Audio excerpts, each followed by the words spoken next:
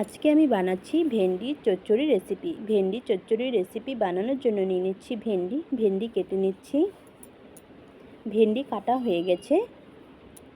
কড়াইতে দিয়ে দিচ্ছি তেল ভালো করে গরম করে নিব। তেল গরম হয়ে গেছে, ফোড়নে দিয়ে দিচ্ছি কালো জিরে, দিয়ে দিচ্ছি কেটে রাখা ভেন্ডি, সামান্য একটু ভেজে নিব।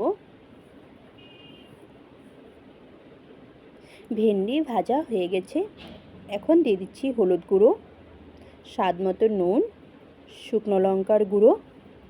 মশলার সাথে ভালো করে ভেন্ডি ভেজে নিব। মশলার সাথে ভেন্ডি ভাজা হয়ে গেছে, দিয়ে দিচ্ছি সরিষা বাটা, দিয়ে দিচ্ছি সামান্য একটু জল।